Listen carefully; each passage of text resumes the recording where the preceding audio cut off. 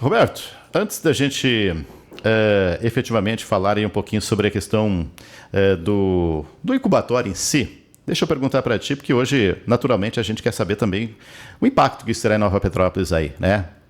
Lembrando aí, pessoal, quem está chegando aí, estamos com Roberto Keu, empresário aqui de Nova Petrópolis, né? Ex-prefeito, né? No município também. E acontece, então, no dia 21, a inauguração desse incubatório na linha Imperial da Granja Pinheiros, então. Roberto, qual que é o impacto assim, em empregabilidade? Como é que avalia, assim, qual que é o impacto que ele terá também na economia do município e também para a própria Granja Pinheiros, aí, o crescimento? Bom, em primeiro lugar, eu acho que a gente tem que colocar para o pessoal que hoje nós trabalhamos com um incubatório na linha Imperial, que é aquele prédio ali na RS, bem pertinho da RS, né, que é o antigo incubatório onde nós começamos há 45 anos, não exatamente ali, mas ele existe há muito tempo. Temos um incubatório em Não Me Toque, uma cidade para o norte do estado, e mais dois incubatórios alugados. Então, para dar uma proporção para as pessoas entenderem, o que nós estamos construindo, inicialmente vai agrupar 4 vezes o que acontece na linha Imperial, né? São 4 incubatórios que a gente vai trazer para esse, 2 nossos e 2 terceirizados. Então gera bastante emprego, né? Talvez esse não seja o maior impacto, mas eu sempre entendo assim que um investimento desse porte e o que a gente está fazendo na linha Imperial também, fábrica de ração, ele acaba impactando em toda a cidade. Hoje, agora, durante os 2 últimos anos, teve 7, 8 empresas trabalhando. Eram 60, 80 pessoas trabalhando, que vinham de fora, que estavam movimentando a economia local. A gente recebe por semana, eu não tenho os números, mas recebe N número de veterinários, vendedores, assistência técnica, pessoal fazendo curso. Então, talvez as pessoas até não percebam, mas sempre tem muita gente circulando pela cidade, hospedado nos hotéis, indo para restaurante, inclusive fazendo compras. Por quê? Porque eles vêm a negócios, eles vêm a trabalho para a Granja Pinheiros, mas eles acabam movimentando toda a cidade. Então, isso eu acho que também é muito importante. Tem um valor econômico para o município, apesar de a reforma tributária mudar um pouco a sistemática, não é mais valor adicionado, vai ser sim pelo consumo, mas ainda vai ter um aumento do valor adicionado nos últimos anos, que também vai impactar para o município, né, com certeza, e esse gerar renda, emprego e consumo vai ser muito importante daqui para frente. Interessante. É um projeto que eu já conheci pela primeira vez, foi inclusive no evento que estivemos no centro de eventos, né? Tu estavas lá, inclusive, com como é que poderia se chamar uma apresentação, né? Através de uma estrutura que simulava um pouco como que é um incubatório. As pessoas podiam perceber. Foi na Expo Novatec, agora em setembro do ano passado. E tu foste lá, nem combinamos, acabou dando entrevista, e acho que foi de primeira mão praticamente, em Nova Petrópolis, mostrando o que é esse incubatório. Ali tem muita da tecnologia, está muito avançado. Fala um pouquinho sobre a tecnologia, como é que é o processo aí, porque esses pintinhos que são, né, produzidos aí, que são aos milhões, né, através da Granja Pinheiros, eles têm uma escala muito grande, né? Tu é um dos principais fornecedores aí, acho que do estado, né, através da Granja Pinheiros. Como é que vai ser a questão aí desse processo, o que ele impacta em termos de tecnologia? Na realidade, então, vamos falar especificamente sobre o incubatório. Claro, que nem eu comentei, o nosso incubatório é muito antigo e a tecnologia foi avançando, a gente foi adaptando algumas coisas de tecnologia, mas não o suficiente. Eu quero ressaltar assim, um dos equipamentos, que inclusive foi o que tu viste lá, que é extremamente importante, que é um equipamento importado da Holanda, né? Que são pouquíssimos incubatórios no Brasil que possuem esse tipo de equipamento, eu acho que são 4 incubatórios, né? Então, ele é altamente tecnificado. O que é essa tecnificação? Eu costumo dizer para as pessoas entenderem, porque o pintinho, como todos sabem, são 21 dias o ovo sendo incubado, o processo é um pouco parecido com o que a natureza faz, com o que o pássaro faz, temperatura, umidade, virar os ovos de vez em quando e acaba saindo da casca. Mas o grande problema do incubatório é o seguinte: quando com 18 dias se passa esses ovos de uma máquina para outra, e sempre tem ovos entre 10% a 15% que não foram fecundados, ou que o embrião nasceu muito cedo, ou que tiveram algum problema, que não nascem, e muitas vezes eles inclusive contaminam os outros, porque eles chegam a explodir, abrir e fazer um grande processo. E essa máquina, o que ela é? Na realidade, ela é uma grande ecografia. Eu costumo usar esse termo, claro que não é esse, mas ela seleciona os ovos por batimento cardíaco. Com 18 dias, ela tira somente os ovos que têm vida. E esses ovos são vacinados, então tu já tem uma economia muito grande frente aos outros incubatórios, porque os outros incubatórios vacinam todos os ovos, mesmo que esses 15% não nascem, tem uma vacina lá dentro.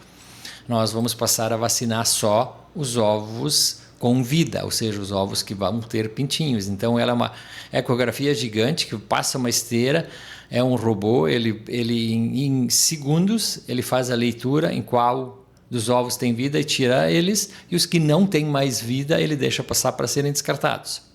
Ele seleciona já ali então, digamos, já faz essa seleção. O que tem vida segue e o outro já é descartado. Na esteira. Na esteira. É uma esteira. Uma esteira passa com os ovos todos em bandejas e ele faz a leitura ali e ele manda um comando para o robô que está posicionado logo em seguinte e o robô vai dizer essa posição tem vida, tira. E essas posições deixa a esteira continuar a levar para o descarte.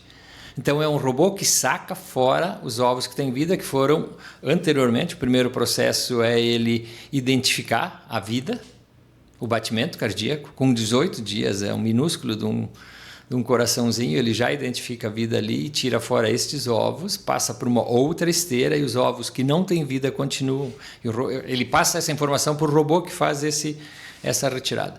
Esse eu acho que é o maior processo. Claro, existem outras máquinas, tudo automatizado praticamente, sempre menos pessoas, que a gente tinha processos bastante difíceis, né? Que era um serviço bem pesado para funcionar, as lavagens no inverno, muito frio. Hoje são lavadoras automáticas, essas bandejas, esses carrinhos, todo o material passa por esteira, passa por máquinas, ele praticamente não existe mais a colocação, não existe mais a participação do funcionário nesse processo, só no final e no início do processo, mas no mais ele é automatizado. Esse que é o sistema então. Tudo passa, né, Roberto, hoje, e até a gente falava fora do ar antes, um processo de modernização que a gente está acontecendo hoje. O mundo inteiro, estamos vendo guerras ali, estão usando inteligência artificial, estão utilizando aí drones, né, para atacar outros países, e não tem como a indústria não buscar a automatização. Esse foi o maior passo que a Granja Pinheiros, a Ave Serra, tem dado aí nesse processo, na sua história de acho que quase 45 anos, né? 45 anos, vamos começar 45 anos, até para complementar, o incubatório também é uma coisa bem importante, ele é totalmente climatizado, porque para incubatório, para nascimento de pintos e ovos e mesmo para o bem-estar dos pintinhos depois que eles nasceram e para a estocagem dos ovos enquanto eles não são incubados, a temperatura, umidade e pressão atmosférica são extremamente importantes. Então ele é totalmente inteligente. Ele é um prédio gigante, totalmente climatizado e inteligente. Uma sala vai ter uma temperatura X, a outra... Então, né, o sistema vai regular as temperaturas e vai dizer qual temperatura precisa, o que se procede, o que o sistema vai ter que operar. Então, isso é muito importante. Olha, assim também no sentido de tecnologia, claro, a gente daí sim indo para o frigorífico sempre precisa aprimorar a tecnologia no produto, porque daí entra o consumidor, né? Então você precisa cada vez mais se preocupar com novas tecnologias, com novas embalagens. Um avanço muito grande foi a máquina de corte, também importada, porque também era um serviço muito difícil. Eu não sei se as pessoas já viram, pois a Nori atrás o frango pendurado e daí ficar horas e horas cortando coxa, cortando asa. Hoje a máquina faz isso, né? Então era um serviço que a gente entendia que era muito difícil ergonomicamente para os funcionários, então isso também entrou. E assim sucessivamente, vai se investindo em todas as pontas, porque tem que acompanhar, né? Não podemos ficar parados. Até porque o mercado está cada vez mais se abrindo. Qual que é o teu mercado consumidor? Ele é nacional, tu exporta também? Pelo menos, na verdade, vocês fornecem os pintinhos, né? Mas depois da questão do abate, enfim. Há dias atrás, até por conta dessa situação da guerra, eu vi até uma notícia, me parece que era um mercado, agora não lembro se é chinês ou era indiano, né, que tinha aberto muito para a questão da ave brasileira, que é muito consumida lá fora, né? Como é que é o teu mercado? Nosso mercado é regionalizado. A gente faz um trabalho realmente bem específico e se especializou nesse tipo de trabalho, tanto é que a gente tem um frigorífico em Santa Catarina, um aqui, e a gente, por 5 anos, foi escolhido o melhor fornecedor de frangos do Rio Grande do Sul, tanto a gente atende todo o Rio Grande do Sul, todas as redes, hoje são 6 mil clientes ativos, né? Então, essa é a nossa especialização, e para isso nós nos tornamos um frigorífico que hoje ele não tem um foco na exportação, ele nem pode exportar, nós não exportamos. Por quê? Porque nós transformamos o nosso frigorífico em uma indústria que atende até especificações. A gente faz cortes específicos para restaurantes, né? A gente tem restaurante que só quer um cubo de filé já cortado, a gente já quer muitos restaurantes querem a coxa sem ponta, querem que quando você vai na churrascaria você vê aquela coxinha sem a pontinha do osso, a gente corta para ele. A gente tem um produto muito específico que são as galeterias. Todas as galeterias da região são atendidas por nós, somos o único fornecedor. Claro, daí nós levamos para fora do estado. Hoje tem uma galeteria que abriu 5 grandes restaurantes em São Paulo, abriu agora Rio de Janeiro, abriu Foz do Iguaçu, vai abrir Brasília. As outras 2 abriram Curitiba, Santa Catarina. Então, esses estados, com o galeto, a gente atende praticamente todo o Brasil. E está mandando alguma coisa para o Nordeste também. Mas é um produto também específico que também nós produzimos lá dentro. Então, isso hoje, até a gente querendo fazer uma planta que fosse exportadora, seria muito difícil. Porque as plantas exportadoras, elas são mais com um produto específico. Uma planta exportadora de um concorrente, vamos citar nomes, da Seara, um frigorífico vai fazer produto para o Oriente Médio, que é um franguinho médio de 1,2 kg, mas ela vai fazer só aquilo. Tanto é que isso é um grande impacto para essas empresas agora. As pessoas às vezes dizem, não está indo frango para o Oriente Médio por causa do canal, né? Eles vão transferir para outro país, não é assim. Porque, por exemplo, eles vão ter um frigorífico que não tem nem sala de corte. Ele está preparado para fazer franguinhos de 1,2 kg, que é o franguinho que os muçulmanos comem. Então não tem nem como eles se adequarem. Assim, só para abrir um parênteses, assim, como as coisas às vezes são mais complexas que a gente imagina, né? Então a BRF ou a JBS não vai ter como mudar um frigorífico para um outro tipo de corte, não tem como fazer isso. E nós, ao contrário, não temos mais condições de fazer um produto para exportação, porque a gente tem uma planta com muitas máquinas, com muitos detalhes específicos para o mercado local. Digamos assim, foi uma decisão da empresa, especialização, com atendimento rapidíssimo, a gente recebe pedidos até 5, 6 da tarde, entrega na manhã seguinte. Então, o nosso cliente quer o produto resfriado, ele tem confiança, ele tem produto específico e nós se especializamos nisso e o tempo tem nos mostrado que tem dado certo, porque o crescimento da empresa tem sido bem favorável.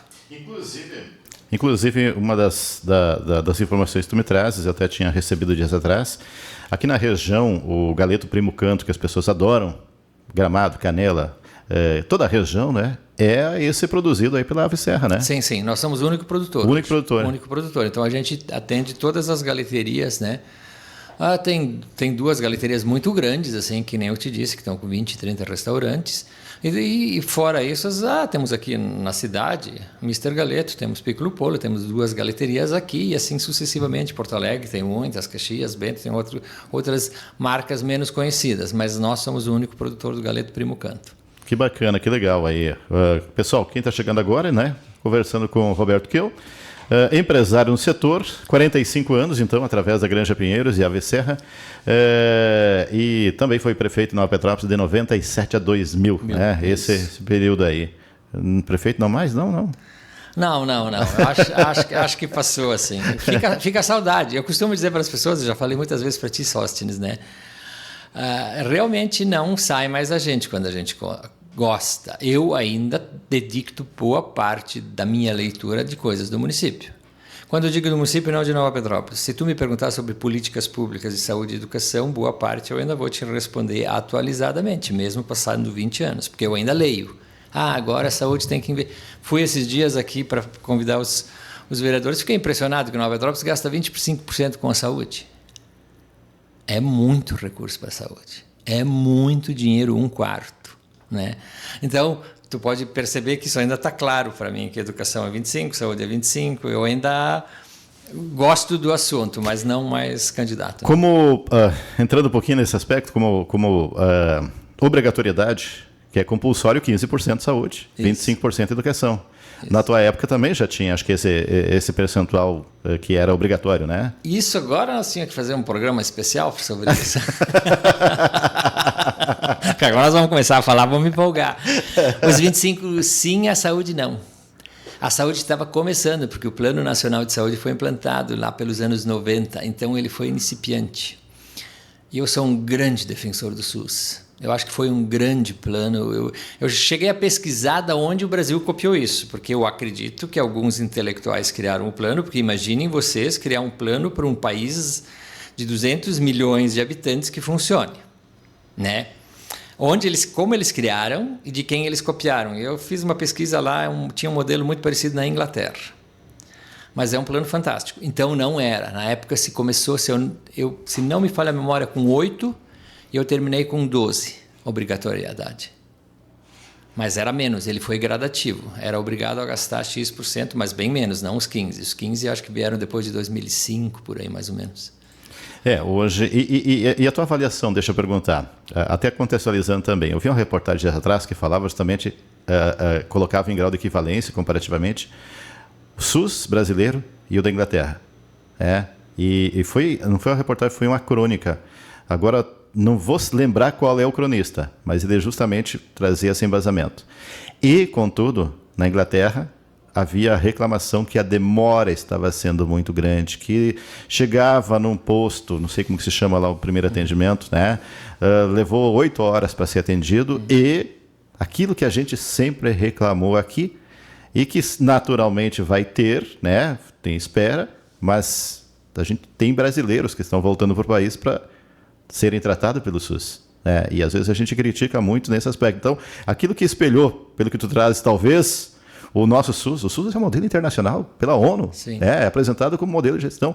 A gente critica, sim, sempre tem que aumentar a régua, né? Sim, sempre tem que aumentar normal, a régua. Parte, né? Mas isso que tu trazes é preciso a gente entender também, porque quase não tem outro país que forneça isso através de um sistema público de saúde para a população garantir. Estados Unidos, é obrigatório a contratar um seguro privado, né? Sim. Então, ou seja, eu acho que é muito legítimo a tua defesa pelo SUS, eu também defendo por conta da importância que ele representa. Agora, 25% não é demais ou tu acha que é a questão também, está se trabalhando na questão também de prevenção que impulsiona também um pouco? Qual que é a tua avaliação? Entrando um pouco nesse aspecto. Pouquinho hoje, tá, Roberto? Pouquinho. Vamos fazer esse programa especial no dia sobre o que tu pensa sobre administração pública e gestão pública, que eu acho que renderia um programa especial. Eu acho que seria prematuro da minha parte só, assim, eu prefiro não dizer isso, né? Porque daí sim eu teria que olhar números, ver como estão sendo gastos 25% e se está se fazendo um acompanhamento de resolubilidade. Porque eu acho que daí o gestor tem que tratar a questão como qualquer empresário, como eu na Granja Pinheiros trato ela, né? Esse investimento está dando retorno? Eu estou sendo eficiente como os outros estão sendo ou é um tipo de retorno que não está trazendo eficiência? Eu acho que esse é o grande cálculo. Isso eu não sei responder. Seria como tu, por exemplo, depois de implantar todas essas tecnologias, esses equipamentos, essas máquinas da Granja Pinheiros, e não saber qual que é a efetividade delas, né? Então, exatamente. Isso é gestão. Não saber qual ia ser o resultado. Nós vamos gastar 65 milhões lá. Imaginem a irresponsabilidade se a gente gastasse 65% e não soubesse quanto vai ser o ganho, em quanto tempo vai ser pago, como vai ser pago, como vai ser o retorno desse investimento. Acho que esse é o cálculo. Qual é o resultado que esse investimento está trazendo ou que essa despesa está trazendo? Ela é necessária e quanto ela está... E provavelmente dentro desses 25, algumas coisas com mais resultado, algumas com menos. Então as de menos têm que ser avaliadas. Isso é gestão. Né? Isso é gestão. Isso é gestão. Isso é justamente fazer os cálculos, prever, né, qual a consequência dessas ações que são tomadas. E elas são muitas, né? Elas são muitas. Seja na gestão pública, seja na gestão privada, tem que analisar o contexto ao qual que está se vivendo, né? Por exemplo, assim, tu está numa área que hoje, por exemplo, teoricamente não estaria afetado por uma guerra, né? Porque está voltado para o consumo interno. Mas sempre sobra um respingo, né? Porque estamos todos interconectados hoje. Não tem mais, né? Não tem mais, né? Nós somos mais um mundo isolado aí que cada um, né, faz a sua forma, a sua decisão e eu estou incólume, não sou mais impactado. Para a gente já se encaminhar para fechamento disso, é um marco, 45 anos aí, é um marco esse projeto que estás implementando agora, dia 21, apresentando então para a sociedade, que é esse novo incubatório aqui em Nova Petrópolis. Qual é o marco aí para os 50 anos? Já está pensando nisso? O gestor pensa, já está sempre à frente do tempo, não é mesmo?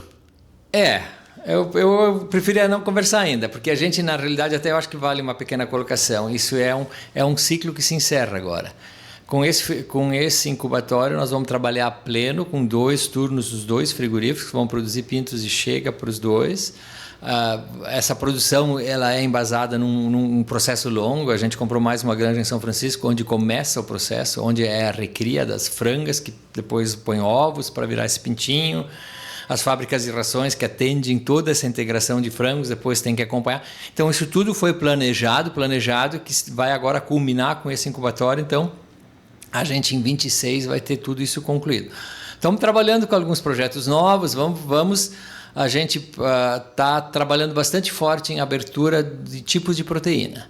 Uma coisa é certa, a gente vai continuar no ramo de alimentos. Nós somos investidores, assim, eu acho que é o maior legado que meus pais deixaram para nós, minha mãe ainda é viva, meu pai, esse espírito empreendedor. A empresa sempre empreendeu em economia, em indústria, em coisas que resultam, e eu acho isso bem importante. Assim, nós não somos especuladores, nós somos empreendedores. A Granja Pinheiros não tem terrenos, não tem apartamentos, não tem lojas, não tem nada. O que a gente tem são máquinas, vontade de trabalhar e crescer. E vai continuar a ser assim. A gente está fazendo trabalho de governança muito bom. Meus sobrinhos todos estão na empresa, já estamos na 3ª geração, a 4ª geração já está chegando, então isso também é muito importante nas empresas. Eu acho que elas pecam muito. Eu acho que daqui para frente esse vai ser meu grande papel, né? Essa continuidade, dar espaço para as gerações que vêm, ajudar, monitorar e ser um tutor do que vai acontecer daqui para frente. Mas em breve a gente vai apresentar mais algumas coisas que nós estamos em planos, assim, na linha de alimentos. Deixando bem claro, proteína, alguma coisa de alimentos, porque isso nós sabemos fazer. O contato com o supermercado, com o restaurante, com logística, essa coisa toda. Não vamos empreender agora para um outro setor que nós desconhecemos. Existe até uma máxima que muitas vezes a gente olha a grama do vizinho, né, que é sempre mais verde, só não sabe a dificuldade que é mantê-la, né? Então, se tu vai investir em algo, tem que ser naquilo que tu tem métier, tu tem conhecimento, que tem expertise, que tu, e não seria o mais natural, então, que a Granja Pinheiros ficasse nessa área. Mas já deu para ter uns insights aqui, né? Pelo menos no sentido de que virá algo futuramente. Sim. A gente conversa, né, Roberto? A gente conversa, quem sabe aí vai contando essa história. Para a gente fechar, Roberto, é uma empresa que está, inclusive, na família, né? Sim. Tu tem ainda teus sócios, né? Tu tem, se quiser citar quem são eles também, porque tem todo um grupo empresarial, tem também o próprio hotel, né? Enfim, que estão ainda junto nesse processo. E eu acho que também até um case importante, que poderia até ser estudado, indicando para quem quiser aqui, que hoje cada vez é mais difícil uma empresa familiar seguir, porque às vezes a dificuldade justamente dessa questão de sucessão e abertura para o mundo, para o mercado, né? Entendendo que as coisas fluem muito rapidamente. E às vezes as empresas acabam seguindo uma fórmula que veio do pai. Que legal que foi que teu pai já apresentou isso, mas era outra época. Agora precisa trazer com uma outra metodologia, com uma outra forma. Para fechar, qual que é o ensinamento da família que traz aí, que pode ser daqui a pouco apresentado, eu digo, como case, porque está tudo indo muito bem, né? Eu acho que assim, que nem eu já falei de empreendedorismo, mas assim os conceitos básicos de seriedade, honestidade e empreendedorismo assim, são fundamentais, né? A gente deixa isso já para a 4ª geração. Eu falo com os filhos dos meus sobrinhos muito sobre isso já, né? Que a gente tem conceitos, que a gente precisa ser um exemplo, então a gente tem que ter honestidade, tem que ter seriedade, tem que ter palavra, as coisas têm que funcionar dessa forma, né? E a unidade da família, né? A gente, quando tem uma empresa familiar, um grupo familiar, assim, tu precisa trabalhar isso e trabalhar cedo a continuação. Eu acho que isso é extremamente importante. Tu tem que começar muito cedo. Não deixa o problema chegar para daí reunir a turma e achar a solução. Tu tem que prever as coisas, né? Então, nós já começamos lá atrás a fazer alguns regramentos familiares que foram bem importantes. E agora, nos 2 últimos anos, a gente passou isso a oficializar, tornar um documento, um acordo de sócios, onde tem regramentos de entrada, saída, como será nas próximas gerações. Então, esse trabalho é muito importante de governança, né? E para os pais eu deixo assim uma pequena recomendação: tem que abrir, né? a gente tem que passar para as próximas gerações, porque se a gente ficar parado e pensar que só a gente está certo, as coisas mudam muito rápido. E essa eu acho que é a minha maior preocupação hoje. A mudança dos hábitos alimentares, de postura da nossa sociedade, do comércio. Vão continuar a existir lojas, supermercados? Como o consumidor vai se portar? Ele vai comprar frango in natura? Ele quer um frango preparado? Tanto é que a gente lançou a linha Empanados já pensando nisso, porque ele tem uma geração que cada vez vai comprar produto preparado, pré-pronto ou até pronto. E o primeiro passo para o empresário é dizer assim, não, isso não vai acontecer. Abra sua mente. Tudo é possível, tudo que tu pensa que não pode acontecer em 10 anos está acontecendo. Eu acho que isso a gente adquire com a experiência, né? Com meus 60 e poucos eu já vi tanta mudança e tanta coisa que a gente pensava que não ia acontecer que hoje... Mas tu tem que estar aberto para essa recepção também. Eu tenho uma mente aberta, né? O Roberto tem uma mente tão aberta que resolveu subir aí o Everest. Não foi até o topo, né? Mas, para quem quiser saber, não vou nem entrar nesse assunto aqui, que daí a gente já abordou. Já fizemos uma baita entrevista, né? Aqui ele contou essa história que foi bem bacana, né? Continua ainda fazendo as caminhadas aí? Sim. E tentando, nas viagens, se aproximar mais de pessoas diferentes, de hábitos diferentes. Sabe onde eu fui esses dias? Passei o carnaval na Bahia. Capaz, olha só. E foi pra rua, fui pra Pipoca. Com o Abadá lá? Fui com o Abadá. Foi uma noite de bem conservador, num lugar reservado, né? Uhum. E uma noite com meus amigos pra rua, porque eu acho que isso que vale. A gente tem que ver como as pessoas vivem. Não adianta tu ir num hotel de muitas estrelas e se isolar. Isso não é conhecer as pessoas, não é conhecer a comunidade, conhecer os hábitos.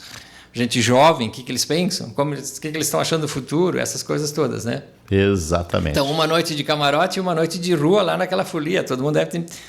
Contando isso agora, deve estar me achando meio doido, mas foi maravilhoso. Com certeza. Realmente, tu é de experiências aventureiras aí, né? Para quem vai... Radicais. Radicais. E olha, eu digo assim, pessoal, cada vez mais a gente vive e as pessoas estão procurando justamente questão de experiência.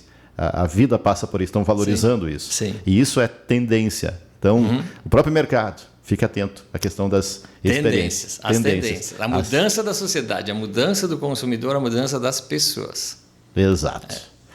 O que não muda é um café, né? Cafezinho vai bem? Vamos fechar então tomando um café. Obrigado mais uma vez por ter aceito o convite e vir bater um papo com a gente aqui, Roberto. Um prazer, estou à disposição. Se nós quisermos falar um pouco de política, também podemos falar um dia sobre a administração. Vamos, especificamente isso. Tá especificamente. Vamos ficar no compromisso da gente fazer um programa especial sobre isso. Tá bom, então. Tá certo, então. Roberto Quelo hoje, nosso entrevistado, então, pessoal.